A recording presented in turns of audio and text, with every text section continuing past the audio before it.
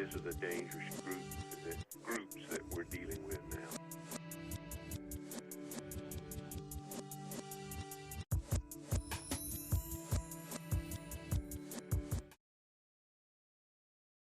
And a new season. 24/7 Buff Pandemonium isn't just a page.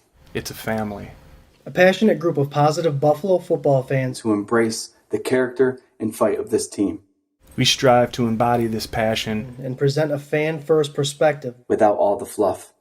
Enter the K-Gun Report. Season 2. The first season was exciting for 24/7 Buff Pandemonium. Talking football, connecting with fans, and having quality conversation. This season we're stepping it up, and we want you all to come be a part of the conversation.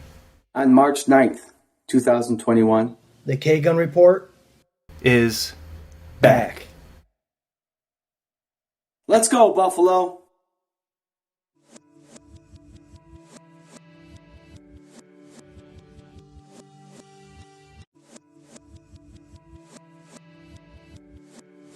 This is a dangerous groups that we're dealing with now.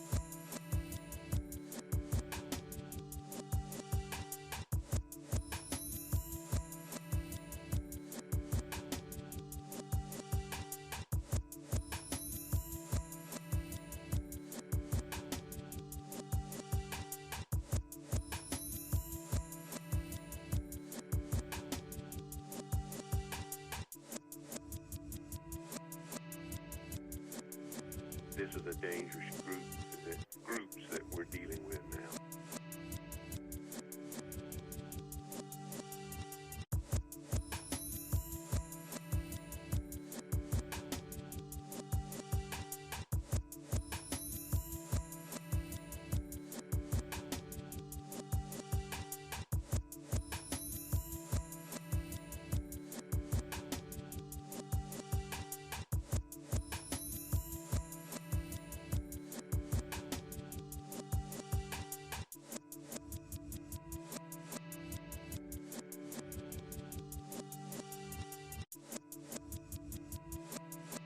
This is a dangerous groups that we're dealing with now.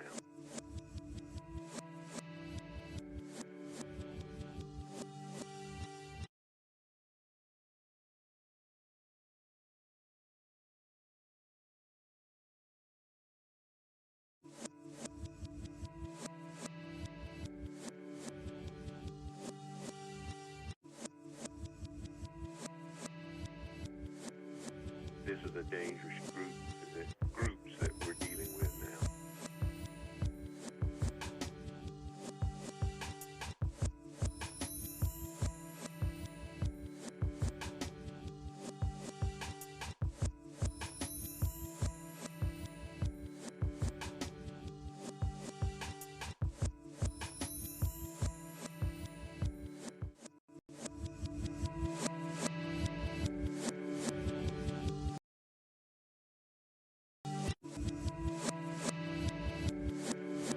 This is a dangerous groups that we're dealing with now.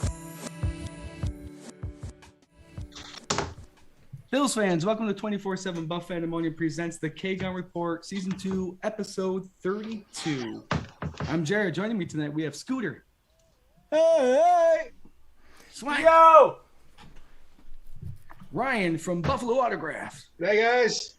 And special guest, Hall of Famer, Bills great, NFL great, Andre. Reed. Yeah. Let's go. What's baby. up, buddy? Let's go.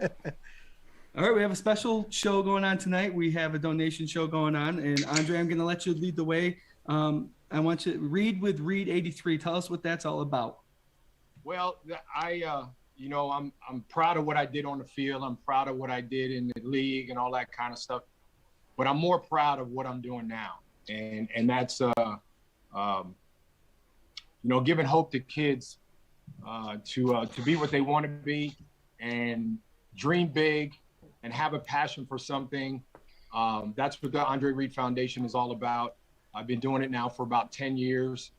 We have an annual golf tournament out here in San Diego every year. I got a golf tournament back in Pennsylvania that raises money for the Boys and Girls Clubs of America, which I was a club kid for 10 years, 11 years. I used to eat tater tots every day, but but it's really my legacy. You know, your legacy, what you did on the field, that comes and goes, and people know you for that. But I really want to be known, for what you do for what I've done off the field. And I said this to you guys earlier: too much is given, much is expected. I have a voice. People look up to me, and it's my duty as a former player and now a voice to make it better for kids, especially Boys and Girls Club kids, because I grew up in there, and I know how difficult.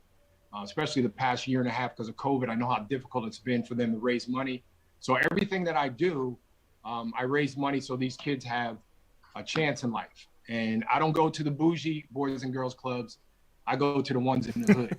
I go to the ones where I can see myself through my eyes to those kids because they might have the same problems that I had when I was growing up. So those are the kids I target. And it doesn't, I'm not saying that they're the only kids I target, but every Boys and Girls Club has every different color, every different ethnicity, it's just a open door policy there that any kid can come in there and be who they want to be because great futures start through the Boys and Girls Clubs of America. Some of our greatest athletes, entertainers, entrepreneurs, believe it or not, people don't realize they grew up as Boys and Girls Club kids. Shaq, Jennifer Lopez, Cuba Gooding Jr., all these kids, all these guys, and what they do, their base and their foundation is Boys and Girls Club, and that's what mine was. And to be involved with them, doing things is not only a thrill for me, but we realize not only where we came from, but what it means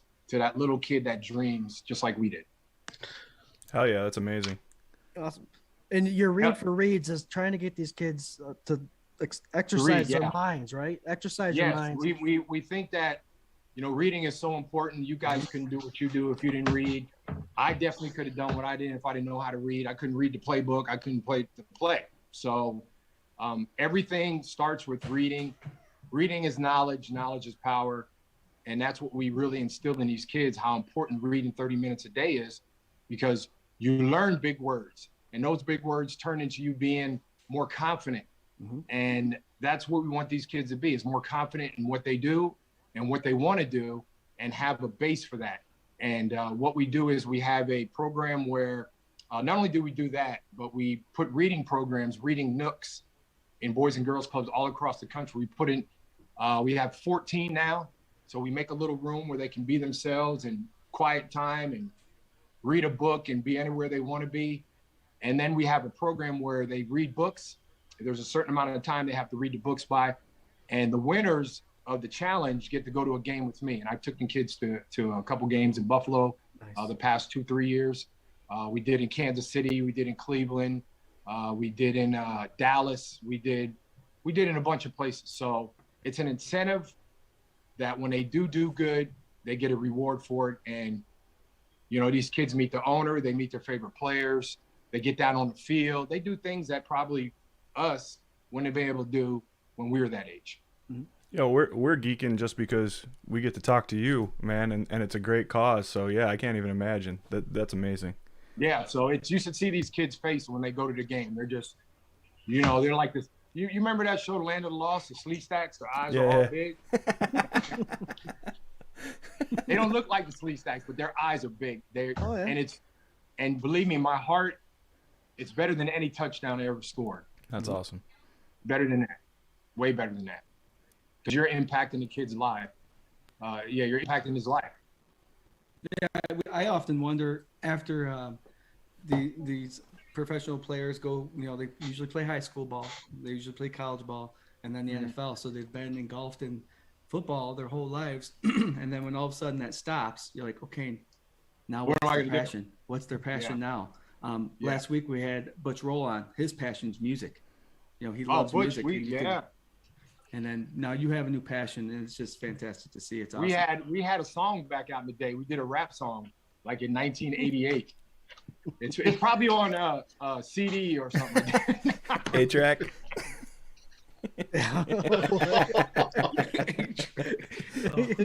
So, Fandemonium, Bill's Mafia watching.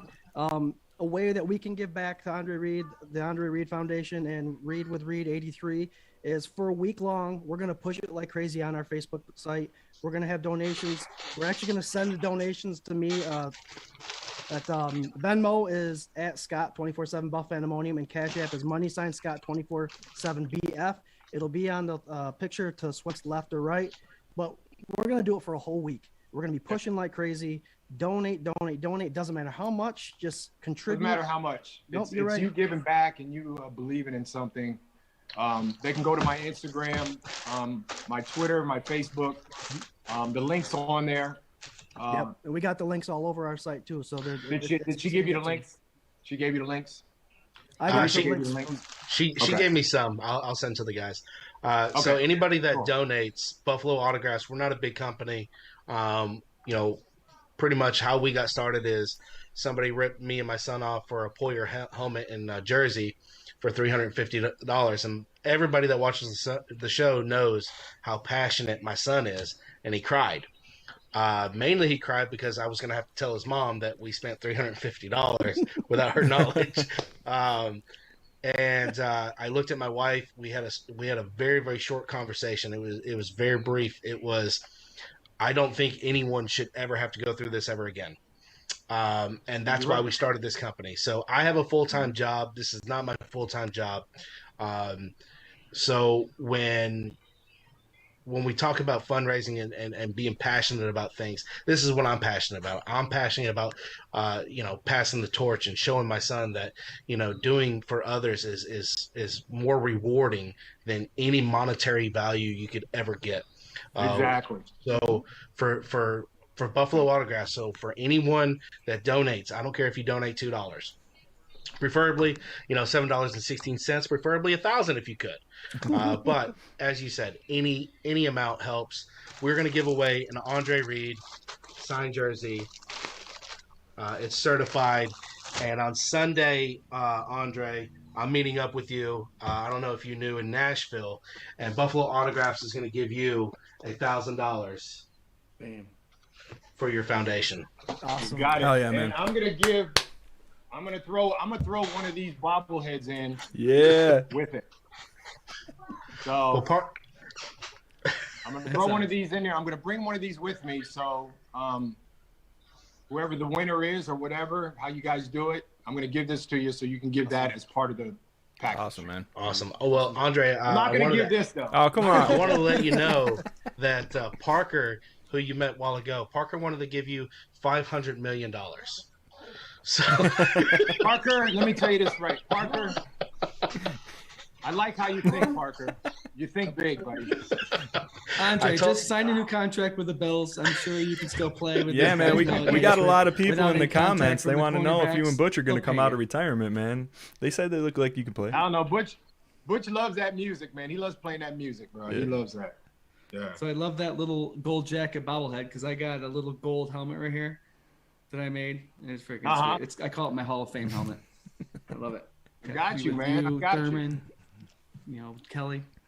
Now you got to put. It's a new wave coming. It's a new wave here now. So I mean, we always will be relevant, but one thing about this, and I know I'm segueing into to what we're going to talk about. This team not only is loaded now, but this team has potential guys that can be that. Yeah, they got some guys that can be that. I think what's impressive for me in meeting some of the players at signings is the camaraderie, the brotherhood that you guys share. Whether it's and Scott said it best earlier when we were talking, from past to present. Yeah. And I give you credit, Scott. That was all you. That I really I am so impressed by this locker room. I wish I would have met you and the guys back in the '90s, but Josh Diggs, Cole, Gabriel Davis being such a youngster and really, you know, he's okay with his role and not being so active, but he's fine with it, and that shows the maturity of this course. team. So Well, the thing is too is, back then the veterans, and maybe I might be wrong, but the veterans on the team back then, it was a different style, different feel of how the veterans were being leaders on the team. Nowadays, the veterans really have to step up more because teams are younger. yeah, And there's a lot of young guys. There's a lot of 24, 25, 22, 23-year-old guys on the team. So if you have 5 veterans that have played 7 to 10 years, those guys, their job to keep the team together when things aren't going right and to keep the team together when things are going good and keep everybody grounded. It's harder for the veterans on the team now because there's so many younger guys than years past where you'd had, I think at one point we had at least 10 to 15 guys with 10 years in the league. Wow. Yeah. And you don't see that anymore on teams. There's such a discrepancy with years, but they have their work cut out to keep everybody together week in and week out to win football games. And that's, and it all starts from the top. yeah, the culture. The culture is huge. The culture, yes. They were saying that was a big adjustment for collegiate coaches and NFL coaches now that within 10 years, they have to change their coaching strategies and how to approach people now because, the different millennials and X factors or whatever you're going to call them. Yeah, factoring in breaks during practices for people, like iPod or iPad right. like and phone breaks so they're not getting bored or distracted. People It's don't crazy see that. hearing They some of don't these see interviews how from these that really- coaches. That really can affect you. That can affect you a lot. We watch film. My first couple of years, it was reel-to-reel film. Has anybody got one of those? Yeah, it was almost close to that. And if it broke, you're like, well, looks like that's over. I guess we got to go, whatever.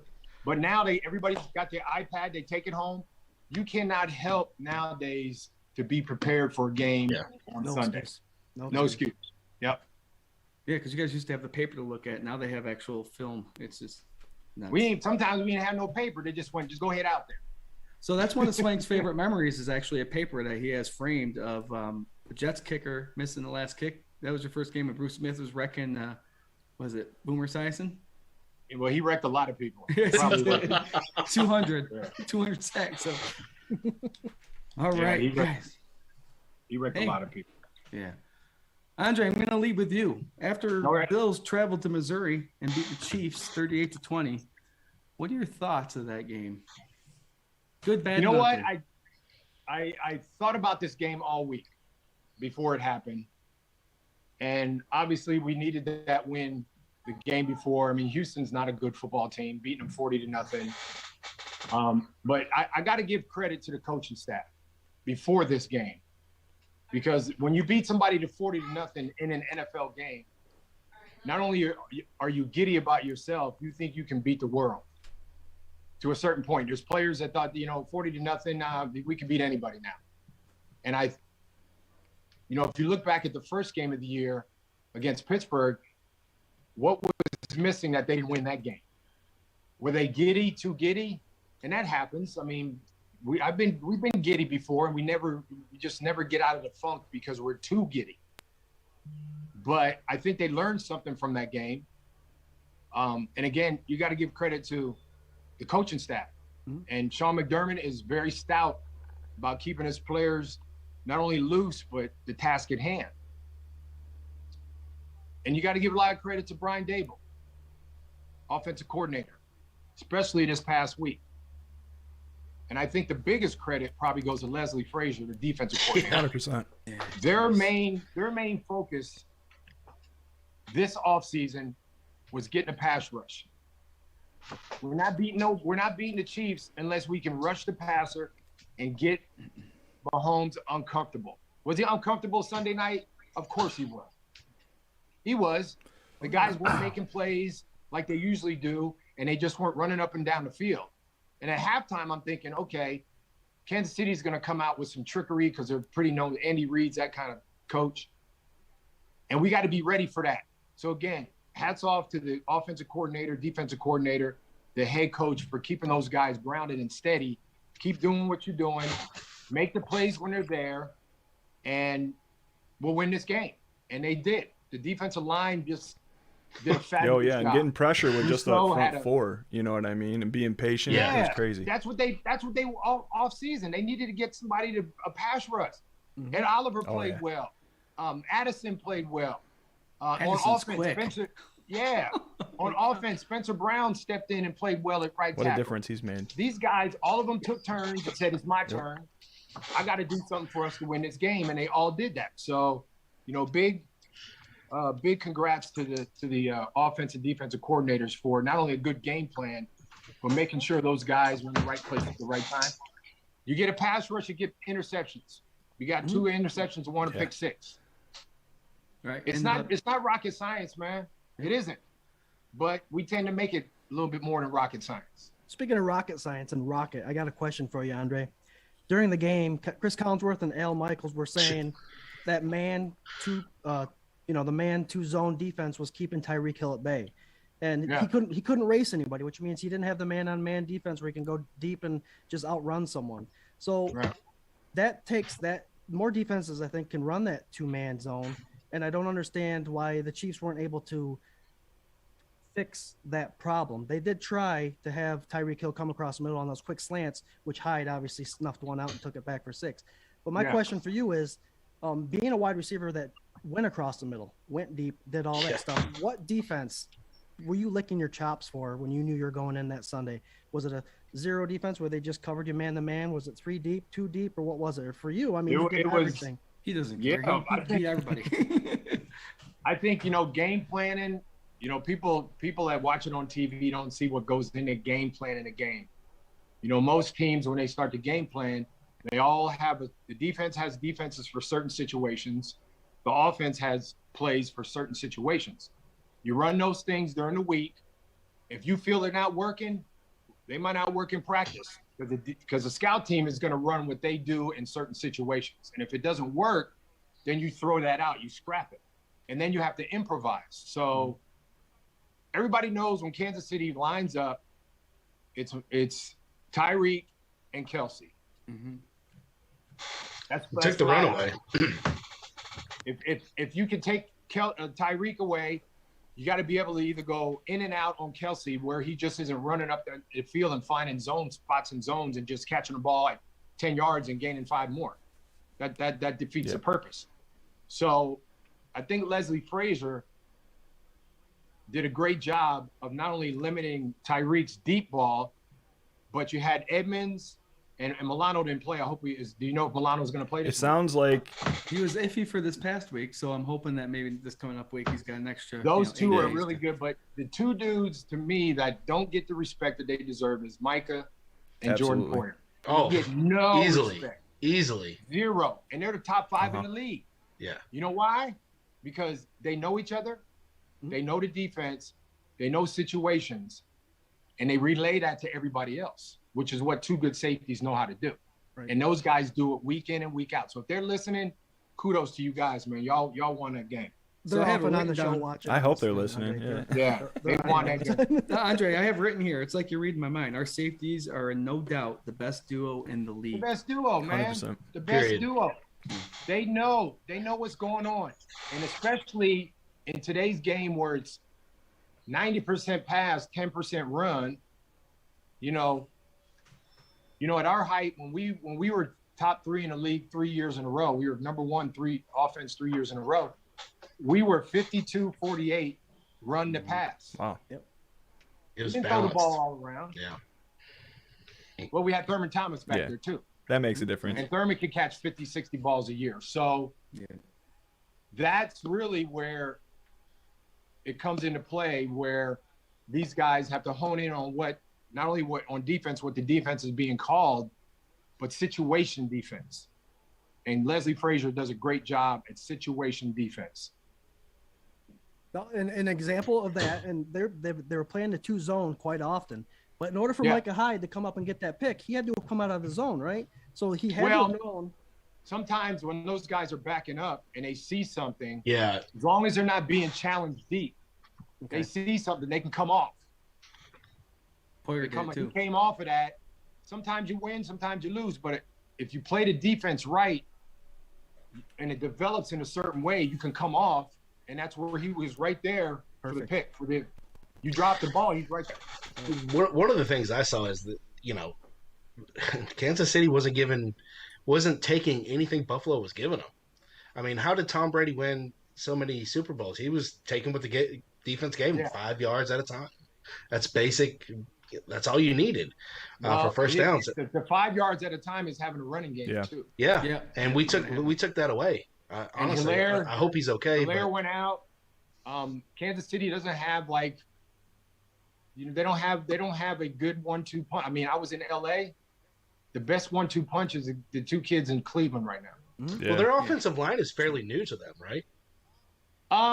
Kansas City. Yeah, they had 2 rookies. Yeah, they lost Fisher. Fisher went to the Colts. They've had out of any position on the team that's a turnover really fast, it's offensive line. Yeah. And defensive line, because they're in the scrums all the time and they get hurt. But they needed a running game. And I think our number 2 priority was getting a running game, because we learned a lot from last year. I mean, I think they listened to you, because somebody said if there's no running game this year, then we're going to struggle. I think you said that a couple months ago, right? We're going to struggle again, because sooner or later they're not going to corral Josh, but they're going to do things in the secondary where he's 1, he's 2, he's 3, check down or whatever. Right now, he's just like boom, boom. Josh is just having fun. And he says that all the time. Dawson Knox is having a great year. I'm so excited for that. Guess what? I need them to get Cole Beasley involved, because I'm telling you, we're going to need that dude.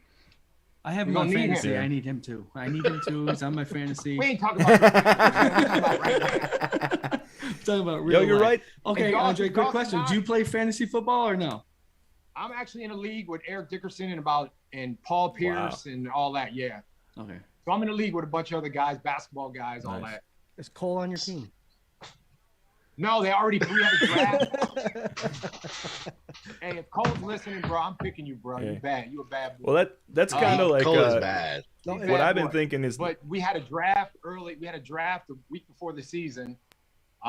It's called the Gaming Society. That's the app, and there's like 13 of us in it. And I started off slow, man. I was 1 and 2, and then they picked all the guys in draft order. I couldn't pick my dudes, man. I was like, oh man, still frustrated about it. I had to pick Phil Simms' son.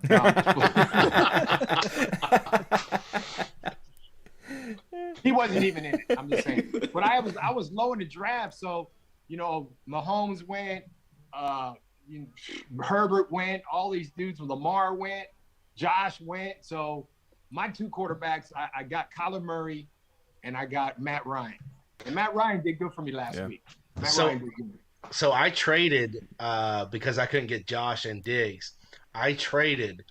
I got Mahomes and I got what's his name from Kansas City, the wide receiver. Oh my God, Hill. Hill. Oh, Tyreek. I literally traded those 2 for Josh Allen and Diggs, and he's like, "Do you want me to throw in anybody else?" I'm like, "No, you don't have any more Bills players. I'm good." You traded Josh and Diggs? Yeah, no, I traded for them. I was gonna say, bro, if you traded them, you better not look outside. Hey, Bills Mafia is gonna be like, what? No, I traded for him. I messaged the guy. I was like, I'll give you anybody you want on my roster. You Right. took him. Good. Yeah. Yo, Swank, you watched the game, and how do you like? I was just gonna say real quick, we got Mr. Butch Roll in the comments saying what's up to everybody. So yeah, Hey, he was on the Butch! show last week. Hey, I buddy. think Butch had a Take, rattle, question and for roll, you. baby. Oh yeah, Butch, if you got that question, let it fly. We'll throw it to Andre. So Well, Go real ahead, quick, Swank. I wanted to say about that wide receiver thing, because you notice that they're not, like you're saying, Andre, they're not getting Cole involved, right? He's had like some busy weeks and then he had some slow weeks. Same thing with Gabe. I think they're working him back in with that injury. So do you think, and maybe this is something you guys experience, when you have so much talent on your team, like, do you plan around that? So like, all right, this week we're going to go heavy on these 3 dudes because we know that they can't stop these dudes. And then next week. Yeah, I mean, sometimes that gets you in trouble. I mean, you're kind of rolling the dice. There's no doubt he is a very vital part of that offense. And if you want to equate something, I mean, Dawson Knox, 3 catches, 117 yards. That might be Cole Beasley's yards. Because the tight ends in Buffalo the last couple of years really haven't been Productive. they haven't been like that. Not anywhere near that. So we just found another guy that could do that. Mm-hmm. So guess what? Now Tennessee's like, oh man, 88 Dawson Knox. And that's when you bring Cole back in. Yeah, exactly. Yep. See, I should be a coach, 100%. Yeah, You heard it right here it's all first. strategy, right? And I mentioned it a couple weeks ago. Like week 2, Zach Moss had 2, Emmanuel Sanders had 2, and then we have actually Dawkins had 2, and then Emmanuel Sanders had 2 again this past week. It's like, what are you guys going to play against? And the ball is going to be like, okay, they're focused on this guy now. We're going to go over here. We're going to go over just there. like We you got know these when guys. we during our years it was me, James Lofton, BB. Who you going Thurman out the back to take your poison? Yeah. Yeah, you shut down one player, you can't shut them all down. Take your poison. I got a lot of double teams and other guys caught stuff. Was I mad? Yeah, but hey, we won the game. Yeah. That was respect to you. So it's and you know, this week it's going to be a steady dose of the freight train from where is he from? Alabama. Yep. Henry. They're going to kill him. So guess what? Right now, Edmonds and all the linebackers better be in the weight room a little bit more right now. Yeah, I noticed that this past week. AJ Klein played very well. He did. One thing I noticed about the defense this past week is they're flying to the ball. Flying So, Everybody. I mean, you're not going to stiff arm another And that is Norman. a Leslie Frazier coached. That's how he coaches. Mhm. And we got the guys now. Boogie bashed them. 2 games and he has 1.5 sacks already. I want to know. You need to ask him where the name Boogie come from, bro. I want to know that. I'll ask him in 2 weeks. Is that his first? Is that really his first name? Boogie Carlos. Boogie? Carlos. Okay. Yeah. You'll see him up in Batavia, right, Ryan? Yeah, I'll be seeing Andre and everybody up there in Batavia, but we got to ask him, Andre. We have to. Where did that boogie come from? That's I like like it. that's like Booger McFarland. You know, Booger Yeah. on Oh, Monday yeah. night. Did he pick that? Did he? We pick shall it? name Can him you Booger. can you call me by my first name? Because Booger this ain't Yeah. going right. It don't Only my sound- friends call me Booger. All right, guys. I just want to throw this out there Yeah, really quick. exactly. We have But a lot I think- Right. Go ahead. Go ahead. Go ahead. All right, we have a lot, like the Fandemonium is here today, very powerful. We have a group of people who always show up, and we have a lot more today, which is awesome. Tiffany Marshall, Brent Thomason, D. Tom. We hear you guys, Torpeditos. Guys, Swank, you seen any conversations going out there? Any questions? Any concerns? Oh anything man, I mean, from the Fandemonium? everybody's just super pumped that Andre's here hanging out with us and Ryan's here hanging out with us. You know, we got the Me and my buddy right here. oh yeah, Andre and his Nice buddy. little bronze there. It's I got to get me one of those. you How do might you be do about that? 15 years late. I just want you guys to know that you're probably not going to get one. All right, Andrew Reed, I have a question for you, really quick. 2 weeks ago, we had a show, and one of the biggest pushes, because it's about that time for the Hall of Fame, it was for Steve Tasker. Yeah. Yeah. Now he's in there again. What are your thoughts on him as a special teamer? People are throwing out different names, but What's your take on number 89, Steve? My thoughts on him are this: there wouldn't be special teams in the Hall of Fame if it weren't for Steve Tasker. Yep. Yeah. Agreed. That's, and I'm not saying that because he was my teammate. You know what? Forget it. Yeah. Because he's my teammate. Let me just throw that out. I'll say whatever I And want. to watch this guy, to watch him Fight. this dude, he was something special. And he came in. I know I was hurt one game. He came in and he could do everything. He's like one of those. He's one of those guys that can do everything. Mm-hmm. And he was great at his craft. He was probably the best to me that ever did it. There's no doubt. And every time I talk to Steve, and he's just like, I go, Steve. I've been saying that to them too. Yeah, right. So there's no doubt that he should be in there. If you want to make it about special teams to a point where we talk about a football game, a quarter of the game is special teams. And it's the biggest yardage discrepancy in the game. So it's at least 40 or more yards every time you punt a ball and everything. So somebody got to go down there and stop them, or somebody's got to block. Somebody's got to do all that. And Steve Tasker was the best at that. And I remember one game, I'm on the sideline getting ready to go in, or actually getting ready to go in on defense. And they had two gunners on him. And these two dudes are they were like two cactus guys. You know, they were like, yeah, we're going to poke you and do all this and do all that. Man, Steve Tasker split like an amoeba, bro. I saw him. He gave one move, ducked one guy. I mean, he was so loaded. He was lower than the ants on the ground. Went underneath the other guy. I was like, that's a bad boy right there. Mm-hmm. And guess what? He did that all the time. You can ask Bruce, Thurman, Jim, Daryl, Cornelius, Mark Pike. You can ask all those guys. He did it every game. Wow. Bottom line, deserves to be in the Hall of Fame, and I've been lobbying for him since I got in 14. Wow. Yeah. And I'm gonna still lobby for him until I'm not. Yeah. They're getting away from what special teams is about. Devin Hester's in Devin it now. Hester. Everybody's Yeah. all about the punt return yards and the kick return yards. That's not what special teams is all about. You know, yes, it changes the field, but you know, these guys that are the gunners and can stop a punt returner from getting all those yards and changing the field, changing the game, they've got to be considered. And since he did it so often for a long time, you got to forget about the punt returners and kick returners for a minute. Remember the guys that did the dirty work, and he was the best that did the dirty stuff. Yeah. Oh, every year I go, I even said when I was there this year is 25 guys they had to put in because of COVID, and then you had the Centennial class. It was good to see Peyton Manning. It was good to see Brady there. I was talking with them. It was good to see, Hall of Fame weekends like no other. I don't know if you guys ever been there. You should go. If you're a football fan, that's where you want to be on Hall of Fame weekend. But I don't talk to the actual voters, but I've talked to David Baker many times, and I'm sure David Baker maybe relays it, maybe he doesn't.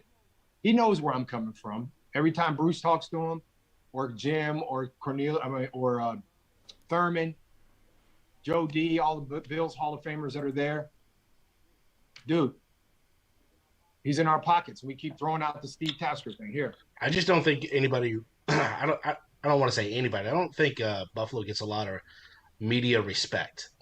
I think that's the best way to put it. Well, guess what? They're getting it now. Yep, They sure are. That's right. they have They're to getting it now. now. I mean, They haven't gotten it in 20-some years since the AFC Championship games teams I was on.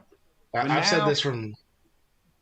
I've said this Sunday from was day one. yeah. Is the franchise itself is the most well-rounded franchise in the NFL from the top to the bottom. Right. I mean, I'm going to hold myself accountable and say I was worried about the defensive line. Wow, was I wrong? Completely, 100%. They're aggressive. They're fundamental. I really think Coach McDermott is one of the last few coaches to have that mentality of do your job coaching style. And you can have fun. You can have fun, but do your job. And he's defensive minded. He came from Carolina. He was under Andy. He's defensive minded, so he knows, what kind of defense he wants. You got the right coordinator in there. Leslie Frazier is very aggressive. Awesome. Now you got to get aggressive guys. Mhm. And guess what? Rousseau, aggressive. I mean, the dude can touch from here to California with his arms. That is huge. He made so many plays this week. He is. Those huge. arms. He can go like this and be in LA and in New York in the same stretching. It's not even the passing defense; it's the running backs trying to reach the outside where he can actually put out his arms. Yeah, some of them tackles Yeah. were crazy this weekend. So he's playing great. I tell you, I was And- impressed by Buffalo's defensive line this week. Was that they stayed home. Yeah. They didn't try to do anything spectacular. They stayed at home on the defensive ends.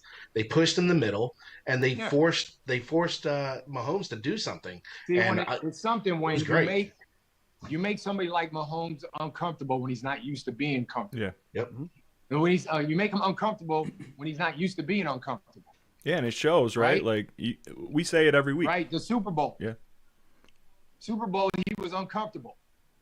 Don't tell me, well, he left tackle was out. You know what? Put somebody else in there. That's what Exactly. it's Next man up. Exactly. We say it every week, man. If you for. You get need to block if you too, get hit enough back right? there, You need to block too. Yeah. So that might be the mentality to have with what Tampa Bay did to them, which I guarantee you this week, they watched none but the Super Bowl. They ain't watched what they did in the first 4 weeks. They Yeah. watched Super Bowl. That's where it counts. Super Bowl. They watched that and they were like, okay, we got that. Let me write that down. I got Let that. me write that recipe down and put it in my grandma's book Yeah. of things to keep.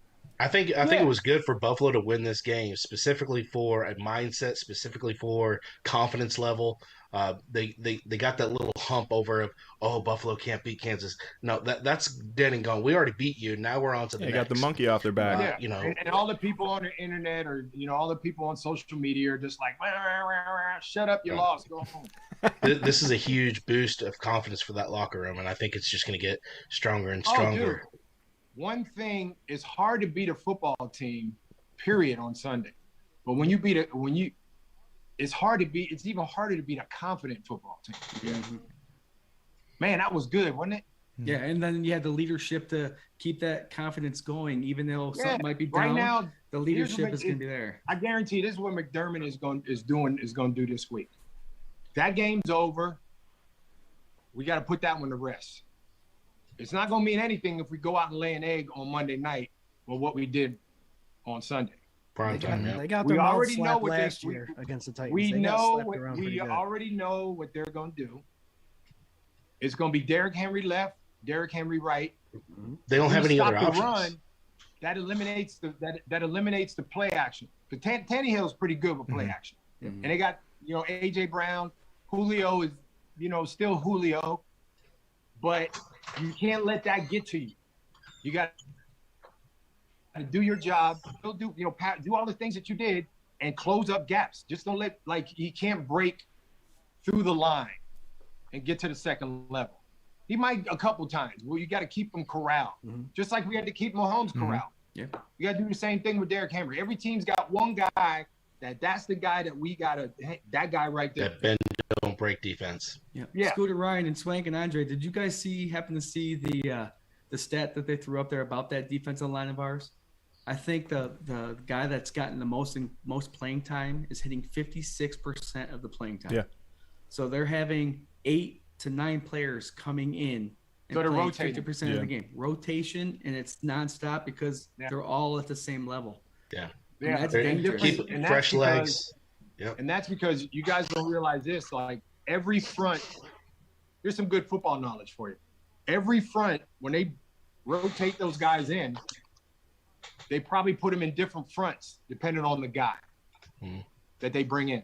So the front is going to dictate what the linebackers do, their calls that they make, and then what the safeties do, because the safeties have to check in with the linebackers, and then it's back and forth. So when you just rotate guys in there, okay, you're right here. This guy might be a better two-gapper. Boogie Basham might be a better two-gapper than Ed Oliver or whatever. So you're going to get in the front where he's better at that. I think Ed Oliver's actually getting the most snaps right now. Yeah, and he's playing well. Yeah, He's playing good. Playing really good. He's playing good. So guess what? Other people around you that are playing well, you can't help but play better, man. You just can't be you can't be the dude that doesn't do anything. Right. When you got 4 guys that are playing well and you're not doing your job. So Yeah. that's And good. you know who's got to pay attention to all those linemen coming in and rotating is our young guy, still very young, Tremaine Edmonds. He's the linebacker making these calls, telling someone to move over to this gap, move over to this gap. This is your responsibility. And he's got to know every one of those defensive linemen. But believe it or not, sometimes it's safety that makes those calls. Because Poyer and Micah Hyde are just seasoned vets. Mm-hmm. And sometimes, even though Edmonds is probably making calls for defensive line, one of those guys is making calls for them. Right. Yeah. Right. So yeah, it'd be interesting to see. Does the linebacker make the call and then you have the chatter in the back making corrections or filling in, or how's that work? It's a we got you, you got them kind of game. And that's the best thing about the Poyer Hyde connection right there. Yep. That's what they do. They try to put you in situations where you're not only confused, but you're out of your element. And I guarantee you, the Bills have a base defense that they play. They play a base defense, whatever their base defense is, over, under, whatever, cover 2, 2-man, cover 4, covers. They have a base defense. That's their base defense they play in. But because the offense is moving around and doing things, sometimes they got to make calls and switch that. And it's that quick. Yep. Yeah. Yep. Now we talked about the defense quite a bit because obviously they're ranked, I think, number 1. They're number 1 in offense and defense. Yeah. So Swank, this guy right here, Spencer Brown. Andre mentioned him earlier. How do you think about his game plan? Man, I love it. This is Swank's guy. I love it. The guy. He's number 1. He's like the abominable snowman, right? He's enormous. Number 2, he's got a huge chip on his shoulder. He fought his way through some proven starters. He got his opportunity when Feliciano went out, right?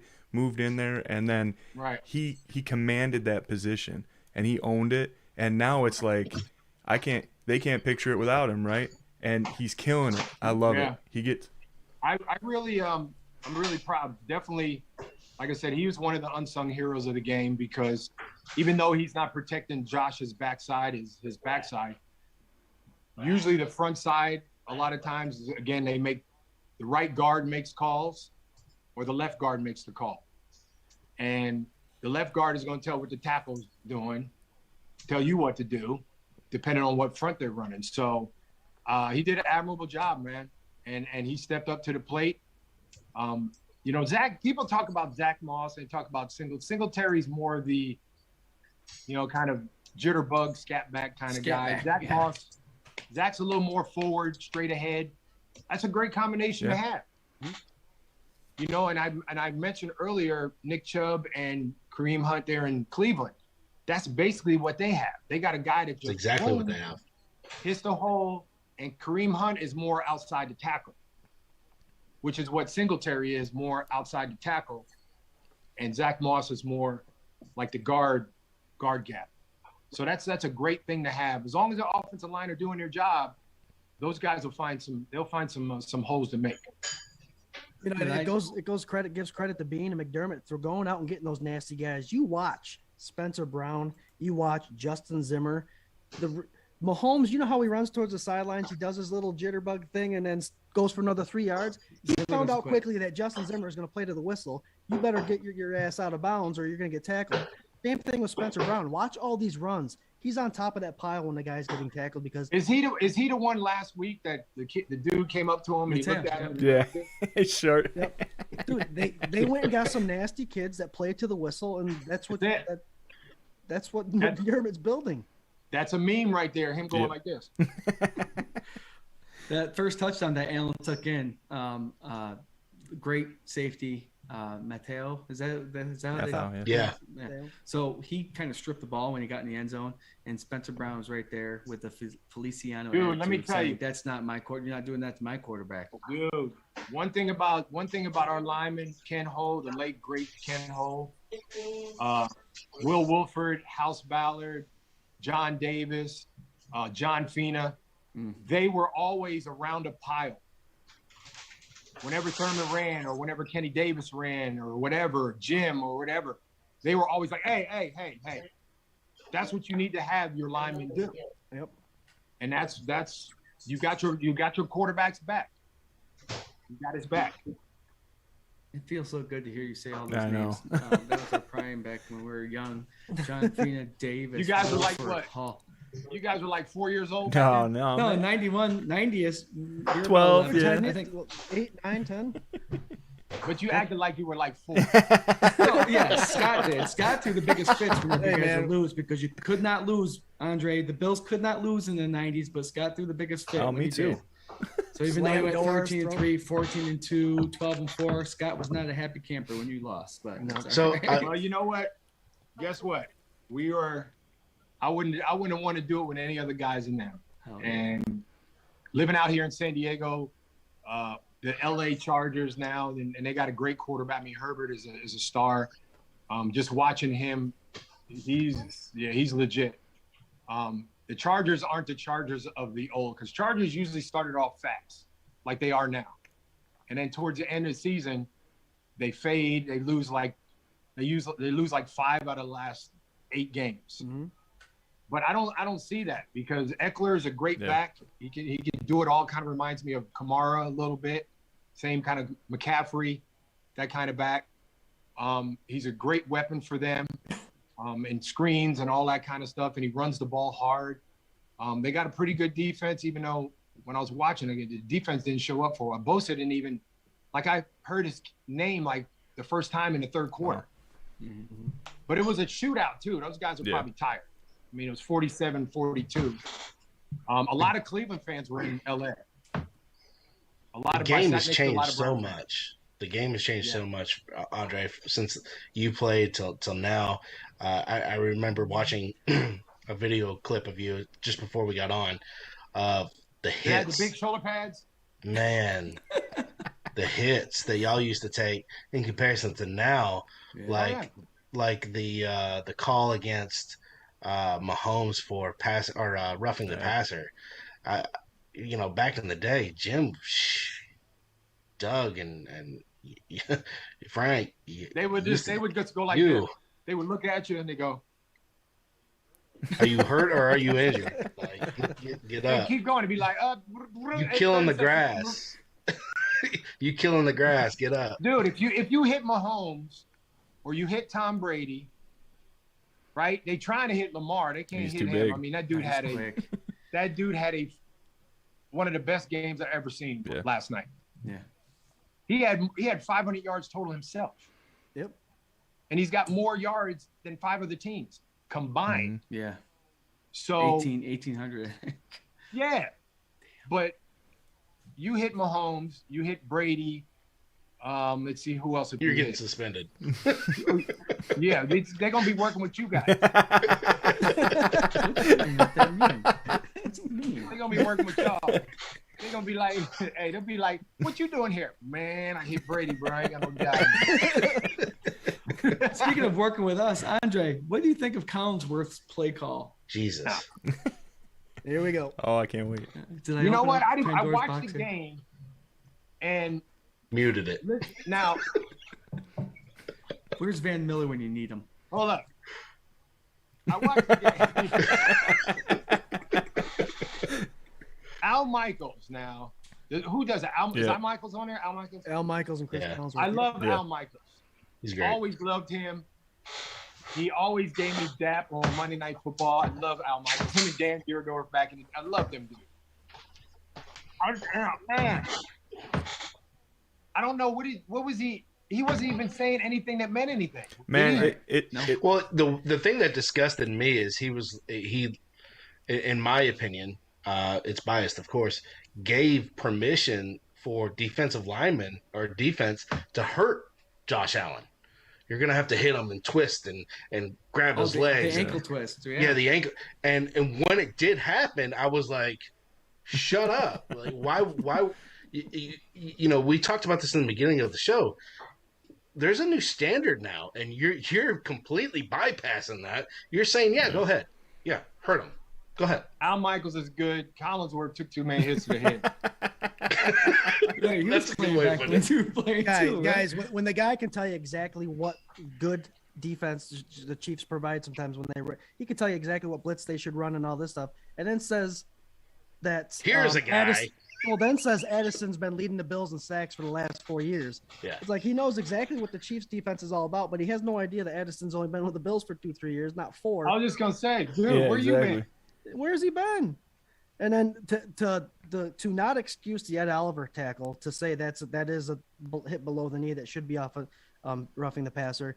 And then when Frank did it to Allen, what he legit slammed him to the ground. That's the definition of slamming to the ground. all of his weight in his he ribs. excused it and said that was a bad play, bad call on the refs. I mean, Dude, he got a lot of flack on social media about that. Yeah. But guess what? You think he really cares? He's gonna be doing the game Monday night. He don't Never care. cared. He doesn't. He's care. gonna do it He's Sunday gonna night. roll right into But frame. the thing is those guys will say something. Here's the thing that gets me. They'll say, "Well, he hasn't missed a kick and guess what? He missed a kick." 4 times in a row. Yeah.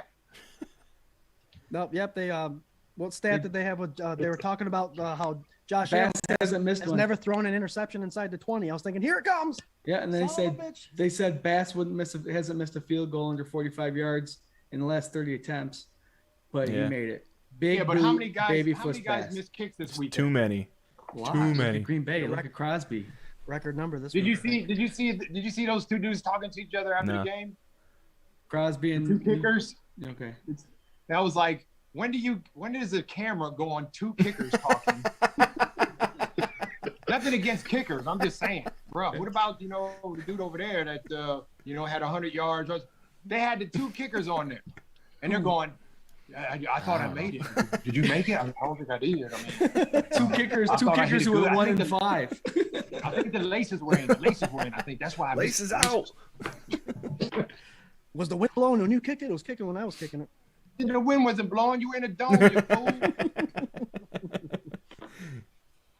It's All right, funny so to see two kickers. The cameras are on the two kickers talking. That's great TV. What do they say? Kickers are people too, right? Or kickers are football players too. Yeah, they are. And I think had somebody some with good the ones. best personality that I could listen to probably all day when it comes to kickers and that is Pat McAfee. Oh, yeah. Oh, He's just hilarious to dog. me. he's a buster. And then I think he man. got tested for steroids right after he made a tackle, and it was like, Annihilate. really?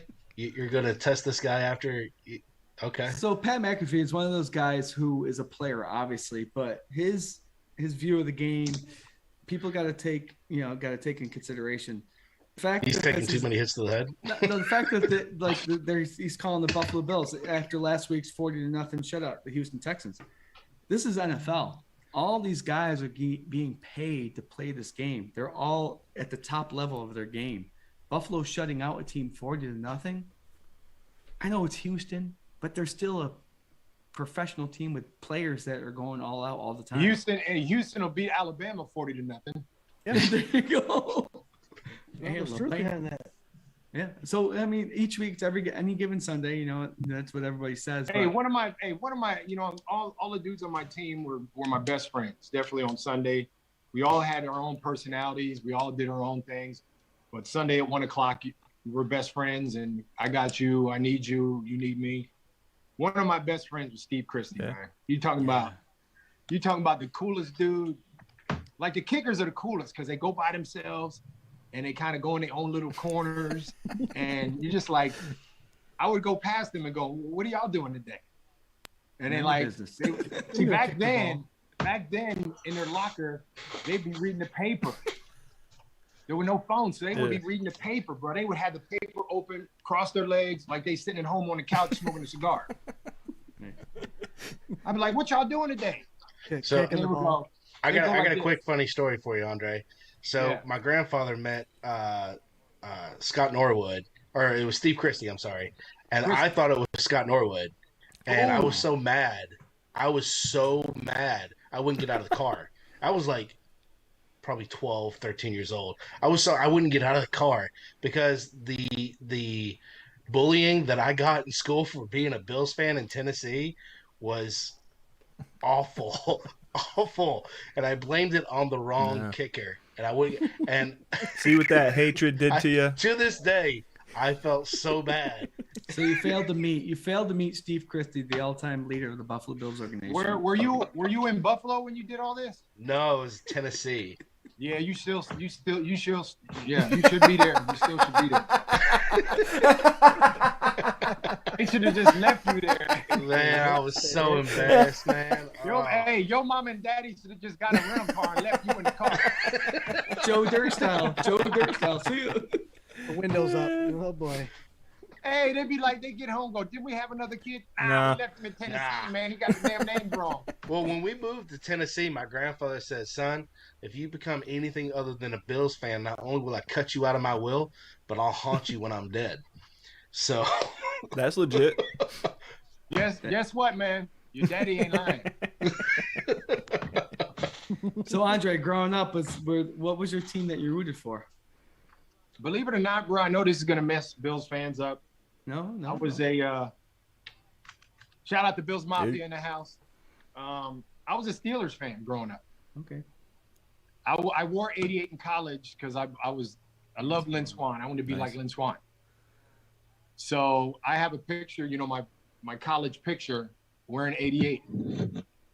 And I had switched. I don't know if you guys know, I tell this story all the time. I was a quarterback in high school and switched to receiver. And if it wasn't for the coordinator at my college, I wouldn't be talking to you guys right now because he recommended to switch me to receiver. Mm-hmm. So that was like the move of my life. You know what I mean? And of course I had to hone all those kind of skills. But I figured I was an athlete and I'd figure it out maybe someday. But and I thought that, watching, I was a big Pittsburgh Steelers fan. And during this, 1978, 79, I was like a junior in high school. And I always told my dad that anytime Pittsburgh was on TV, especially if it was Monday Night Football, he would let me watch at least a half. Mm-hmm. But if it was a close game, he maybe gave me another quarter. Mm-hmm. So, and those are the memories I have with my dad. He had passed, he passed 3 days. In 3 days, it'd be 25 years since he passed. So rest in peace, Dad, up there. And I was a big Steelers fan. I loved Terry Bradshaw, and I told Terry Bradshaw when I saw him. And every year I go to the Hall of Fame. When I see Lynn, I go, yo, man, you were my idol. And he's like, man, don't be saying all that. I go, dude, here's my picture with my 88 on there. Here, that's why I wore it. Because somebody come up to me and say that. I wore this number because of you. And that's just the progression of it. But I was a big Steeler fan, and I remember they played the Eagles in Philly at Old Veteran Stadium, and I got to see them play live, man. And I was like, one of these days, I'm gonna be out there.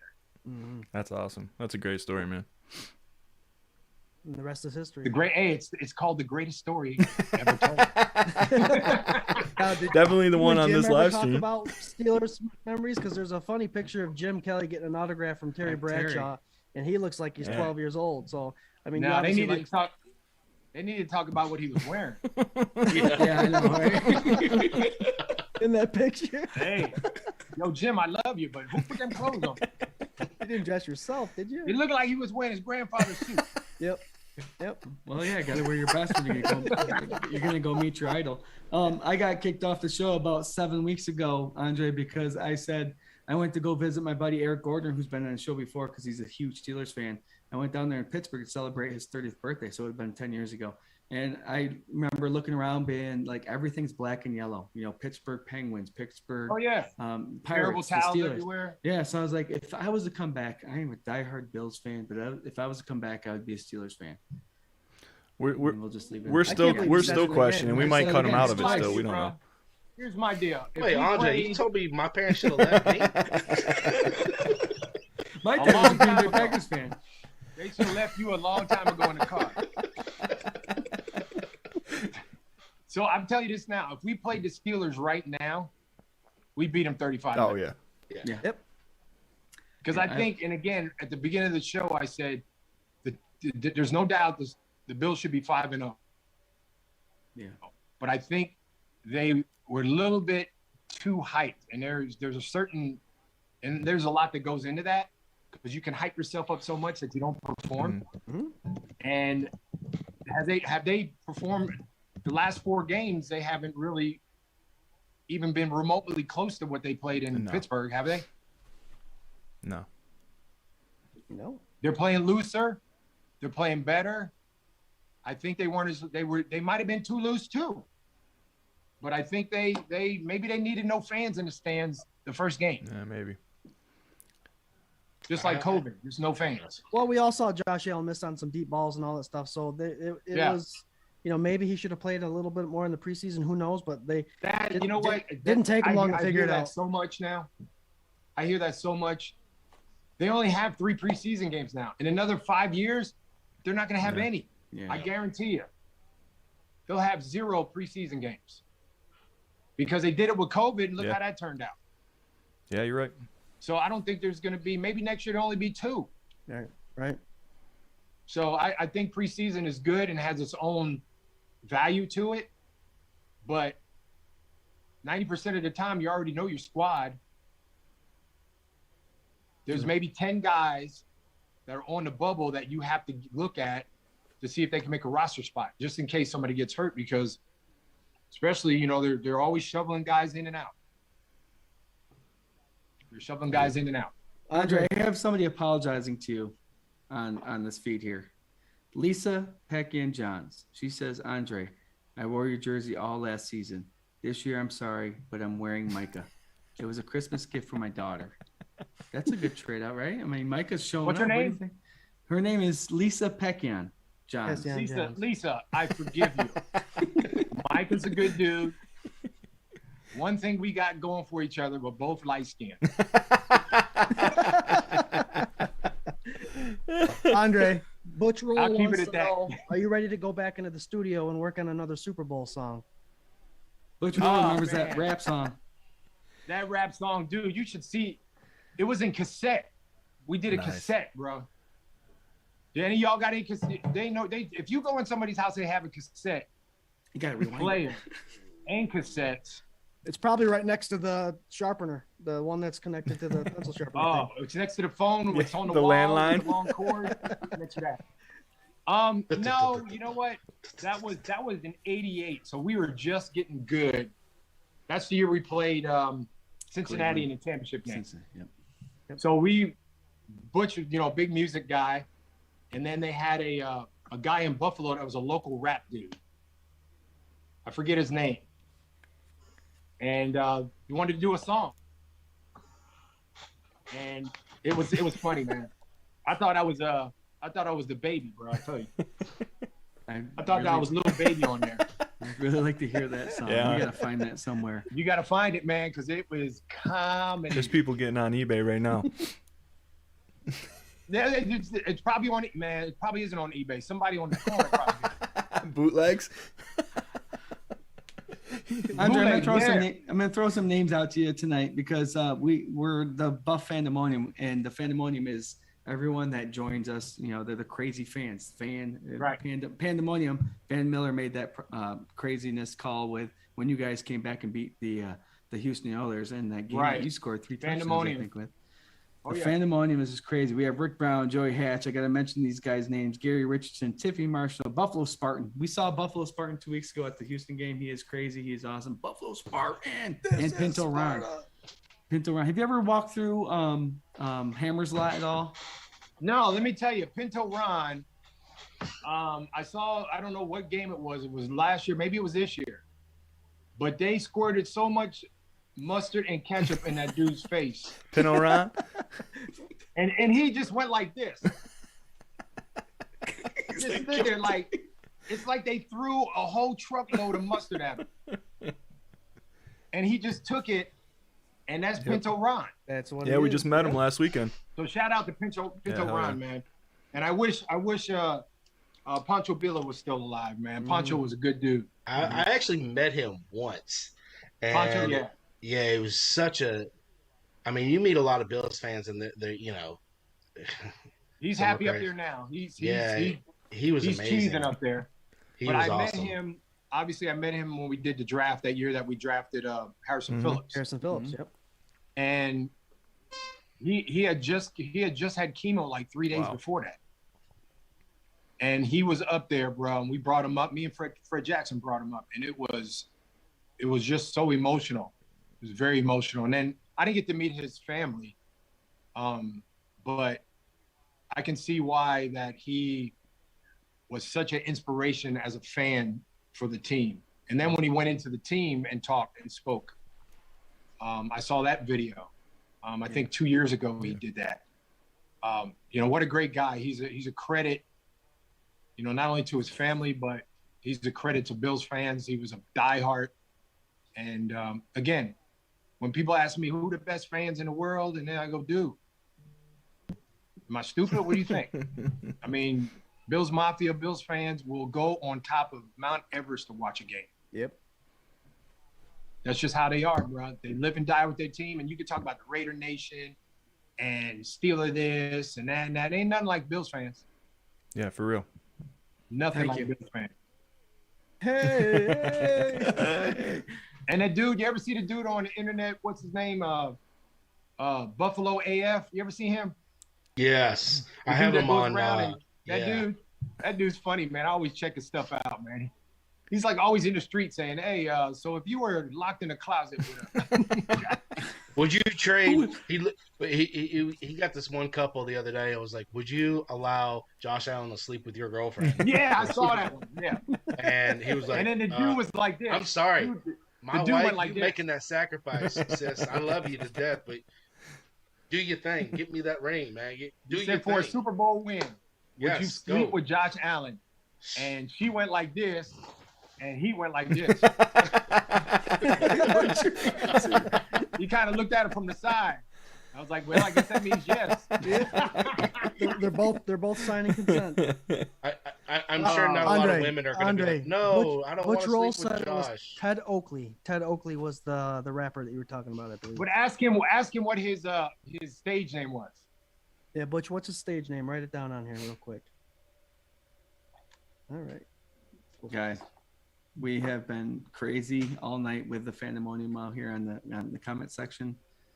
They love you, Andre, obviously, as we all do too. You know, growing up in the 90s, being young bucks, you know, you, Thurman, Andre Reed, Bruce Smith, James Lofton, House Ballard, all those guys. Yeah. You know, one thing about all those times, guys, that could have happened in any other city. Any other city, we all could have been together in Houston or Cleveland or anywhere else in the NFL, but we were in Buffalo, New York. Yep. And that's the beauty of it. Can happen And anywhere. Buffalo always gets a bad rap about a lot of things. The weather, there's nothing to do there. Rick James is from there, but that's a big thing. Rick James is from Buffalo. James. And we always get put down. The people get put down all the time, but there's no better fighters. There's no better fans. There's no better people than Western New York, especially Buffalo, New York. No better. Because they got you back. They got your back when your back ain't even there. Mm-hmm. They got you. And that's what you want out of fans.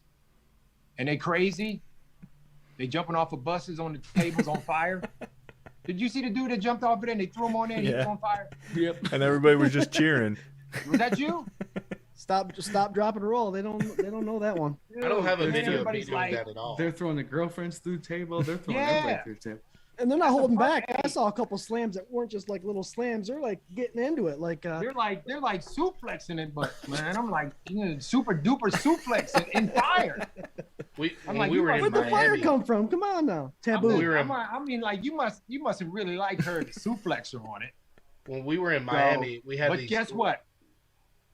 Out here in California, is it's the LA Chargers now. They don't have a team here in San Diego anymore. But it's sad when you go to LA Charger games and it's kind of drowned out by the other team. And the Chargers are a good football team. Mm-hmm. They're gonna make some noise. They're gonna beat the Chiefs again this year. I'm all for it. They I don't will. know. They'll beat them again. I don't know if the And- Chiefs are going to have another opportunity, to be honest with you. Well, like I said, it's a long season. Anything can happen. Anything can happen. But Andy Reid's a great coach, and the Chiefs are a well-coached team. So I think they'll rebound. Who do they play this week? I don't know. Chiefs? I don't know. Yeah. Let me look it up. Well, whoever they're playing, they better double up because the Chiefs are coming to score 70 on y'all. Yeah.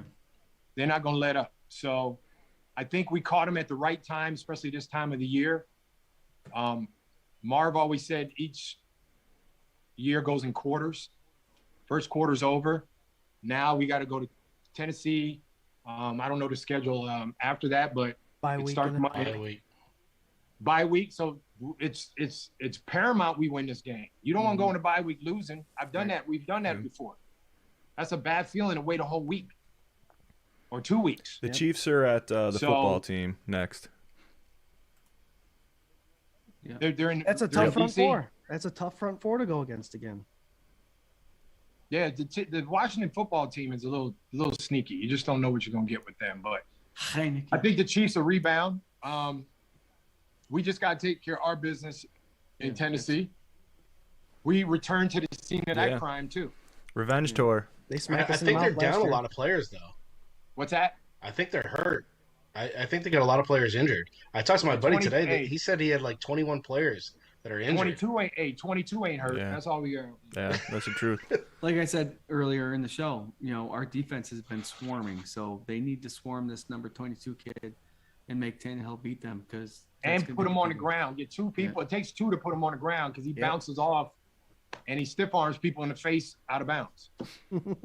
Yeah, right. No, we get all these replays of Henry stiff arming people, but then he runs out of bounds. That's the one thing I've always known about those big plays that Henry has is he stiff arms somebody and then he's done.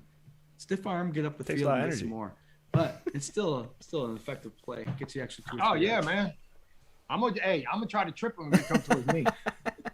Throwing some Don't even legs up. take the stiff arm. Just fall to the ground and trip his ass. Triple man, put my foot out there. You gain as many yards as you did if you were to stiff arm me. Yep. Take Taboo, him down. Andre. Taboo. Butch Roll says the guy's name was Taboo. That's right, taboo. That sounds God. familiar, Yeah, we man. went to the studio. We went to the studio in his basement. I think a lot of studios Listen. are down there. Yeah, but this was a real. I got a This was studio right, here. You guys can Swank, come is out your here and do studio? the 2021 version of it. Dude, this was a real basement. I'm talking. Yeah, I got a fake basement. I'm talking in the corner with some paranormal stuff. Oh, gee, going on. yeah. None of that here. Fighters watch. Yeah, there's some paranormal stuff going on in his basement at night. Yes, sir. Yes, sir. Well, that answers the next question. Do you believe in paranormal? You believe in haunted basements? Andre, I have one question for you. I'm always intrigued in what the answer is, and it's getting later, so we're gonna close out pretty soon here. But if you're gonna go back to play one more game in your whole football career, high school, college, or NFL, which one's it gonna be? One Let's more see how game. many games. That's about 300 and some games. High school with the kids you grew up Yeah, with. easy question, college. Jared. No, I mean I can pick one from everyone. I mean I could definitely do Right. that. But one, as far as I'm not going to put it in category professional, but it is. I think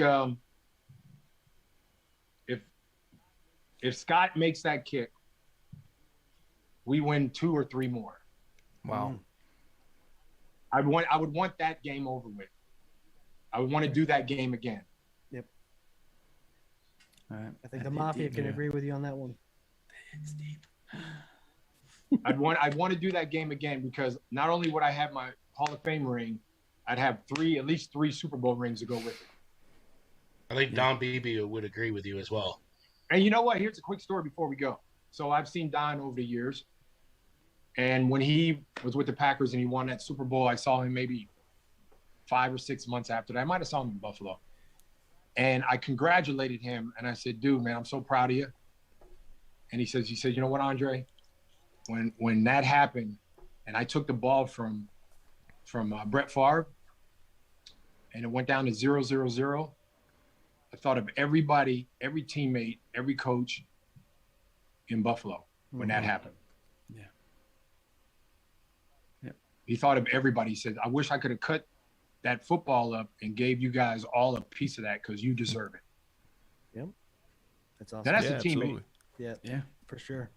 Because most people be like, well, they ain't here, you know. I mean, I got mine. Yeah. I got mine, but that's the way Don Beebe was like that. And I think that has a lot to do with not only him as a person and his character, but how Marv really wrote the ship, how he drove that ship for us. Mm-hmm. Like, it don't matter how good you are. I want character guys here. I want guys that look out for each other. I want guys to talk up. I want guys to do this. And Marv wasn't that kind of guy. He let the players do that. And believe me, we had a lot of mouths on the team that if you weren't doing good, yeah, they spoke up. Mm-hmm. That was just a different player back then too. But when Beebs did that, man, I was just like, dude, man, I didn't even know what to say. I just was like, wow, I mean, have you told all these other guys that when you see them? Because not too many people would say, I wish you guys would feel what I'm feeling. That's awesome. Right. The first thing he thought about was you guys. I'm sure he thought He about didn't the think team. he did not think about the Packers. Right. He didn't think about them. He just was like, I was here and I was part of something great. But my heart was in Buffalo and all those guys that I played years with. Mm-hmm. You guys fought like hell, honestly.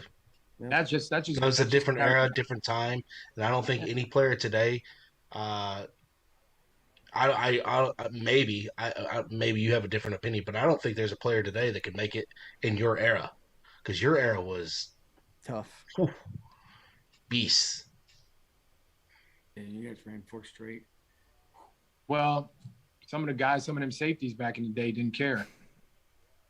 Yeah, that's what I'm referring to. Is that you cross that middle, you're about to get smacked. Butch was telling us last week that Leonard Smith put the hammer down on a lot of people. He didn't care about what was going on.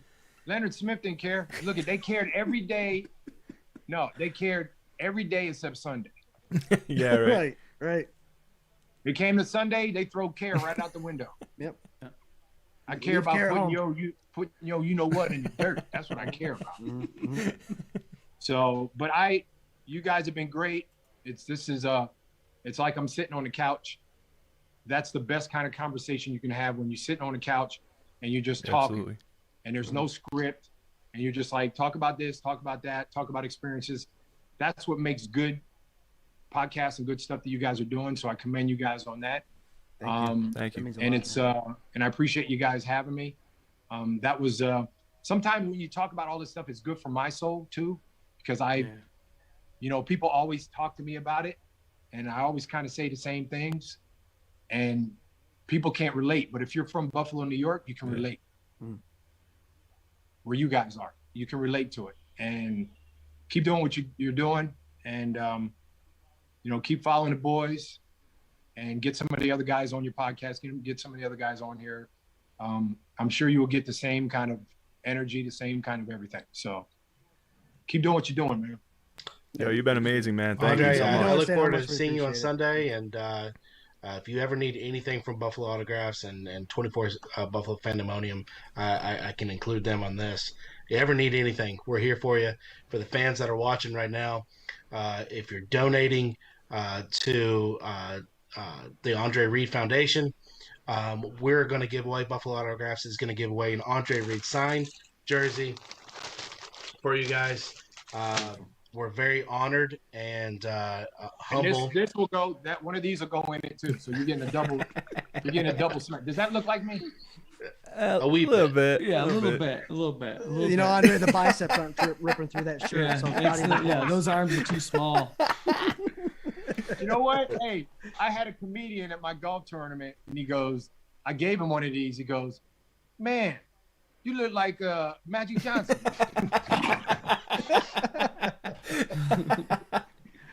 With a gold jacket.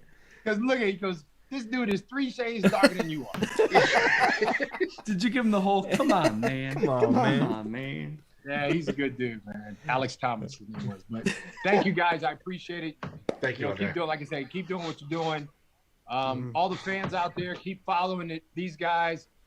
Keep cheering for the Bills, man. I'm telling you, we got something special. And let's beat the Titans on Monday night. It's Corral number 22. Let's go 5-1 going into the bye week. That would be great. Yeah. All right. For those of you that are watching, the Andre Reed Foundation, Read with Reed 83. Donations are going to Venmo at Scott at 247 Buff Pandemonium and Cash App money sign Scott 247 BF. All the information's on the left here. We'll have it on our Facebook page all throughout the week. It's going to go for a week. You donate as much as you want, as little as you want. It doesn't matter. It's going for a great cause. And, you know, it's for kids. And we all know how important kids are, how important it is to help mold their future and help them out, even if it's just a little bit. So keep up the good work. You guys are kicking ass. Seriously, you are. And Andre Reed, man, we couldn't be happier to have you on and just to have that awesome conversation. Like you said, unscripted and just talking is just unscripted and talking, man. That's the best conversation you can have. When you're scripted and say this, be like, I don't want to say that. I need my tater tots. Leave me alone. My tater tots. I got my buffalo wings, my wild wings, and my tots. That's what kind of tater tots were they feeding Shaquille O'Neal, by the way? Because I need some of those. Hey, man. Hey. I'm trying to get some of what Shaq got, man. All that stuff he's doing. Hey, you two can get. Hey, if you got gout, you need to take this. I have gout. You need car insurance? Andre, that's Uncle Andre. The next thing Shaq is gonna do is do gout medicine. He's everywhere. Yo, the twins got gout, man. He's doing Frosty the Flakes. He's doing bed sheets. I'm like, what the general. Bro? It's like you need to get with Teresa. It's like he knows us. It's like he knows who we are. Uncle Andre, man. Before we leave, real quick story about Shaq. I lived in the same neighborhood for Shaq for like 4 or 5 years, and I went over his house a couple times, and his foyer is crazy. He had all kinds of jerseys up, and I was like thinking to myself, I wonder if he got my jersey up there. I'm thinking, nah, he probably don't have it. He had my jersey. That's awesome. And then we go upstairs, and I'm just checking out his house in where I lived at in hours. And dude, this dude's bed, you could fit probably 15, 20 people in his bed. Wall to wall. The dude's a giant. He's 7 foot tall. He's got 25-inch feet. He's got to have room. Dude, I got his shoe here, man. He's got like a size. You stole his shoe? I'm like, dude, if you Andre, did you rush home? Did you rush to the store and get a Shaq jersey just to put it in your house? Just Yeah, you gotta cover your bases. Yeah, exactly. Hey, if with his shoe on, if you happen to be in a spot where he's kicking you in the ass, woo, gonna hurt. That's like a size 22, bro. Oh, wow. Oh, yeah. Big foot. Yeah. That's not that's not a foot coming at you. That's like a boat. Can you imagine being a mom and throwing that shoe at your I got your shoe, son. You're about to get hit with that. No, you know what? You got to pick that shoe up with a tag on a forklift. Oh man. Hey Ryan, let us know what's going on over there at Buffalo Autographs. All right, so basically we're going to meet up with Andre down there in Nashville this coming weekend. That is Sunday. Set in stone. I'll be at Sunday, their event they have, and then Monday I'll be tailgating with the guys. So I'll be sitting up. I'll have Andre's jersey. I'll have a couple of we're doing a raffle. We're going to donate some more money. We're donating $1,000 to the Andre Reed Foundation. Get that up, baby. We want to get it up. Beautiful. So I'm hoping to raise more money. It's at City Tap there in Nashville. Yep. That's a big Bills bar there, and I've seen them on Instagram and their Facebook page and all that. They get it in, and nothing like Tennessee, man, and Nashville. Nashville's a great time in Nashville if you love that kind of stuff. They're gonna be getting it in, man, for Monday Night Football. So hope to see everybody down there, and yes, definitely. Awesome. That's it. Perfect. Go check out our Buffalo Autographs Raz. We have a huge Raz going on. Huge. Yeah, it's beautiful to watch. I see all those prices. Cheapest in town, by the way. Best sponsor. We don't take advantage of the players. I think we're the only company that doesn't take advantage of the players, honestly. But we know the players have got a living to make, including Andre. We appreciate and value you and your hard work. And I'm so honored to work with you, Bruce, Thurman, in the future. I really am. So can't wait to meet you guys in person. So You got it, Buffalo man. Autographs. Yeah. Thank you, guys. I appreciate it. Yep. So Facebook Buffalo Autographs, and then you have buffaloautographs.com for Mr. Ryan Hickman. Swank, close us out here a little bit with where you can find us, where you can hear us. Yeah, if you want to be part of the conversation, you can hit us up every Tuesday night from 8 to 9-ish p.m. at the K-Gun Report over on Facebook Live or YouTube Live. And we're trying to up our YouTube, so if you guys are watching tonight, subscribe, like, comment, share it with your friends, and hit up our group at 24/7 Buff Fandemonium as well. You can also get the audio on Spotify, Apple Podcasts, and Anchor. So come hang out. Andre, thank you so much for being here, man. This has been awesome. Appreciate you. You got it, guys. Good show, guys. Loved it. Loved every minute of it. Thanks, Andre. Appreciate you, brother. All right, guys. You got it, go man. on. Hey, I'll see you guys. I'll see you down in Nashville. We'll have a good Yes, sir. time. And let's get another win, man, for Monday night, going to bye week 5-1. Hell yeah. Number one team in Hell the yeah. league. Yeah, Go. the Bills travel to Nashville to take on Tennessee Titans 3-2. Hopefully we come out there 5-1 so we can go in the bye week with a little relaxation. And we'll Yep. see everybody next week at 8:00 for the K-Gun Report Season 2 episode 33. As always, we love it. Thank you, Andre. Come back whenever you want. Let us know. Yeah. I'll see y'all tomorrow, man. I'm just sitting on the couch. There you go. Go Bills. Go, Go Go Bills. Bills, baby. Go Bills.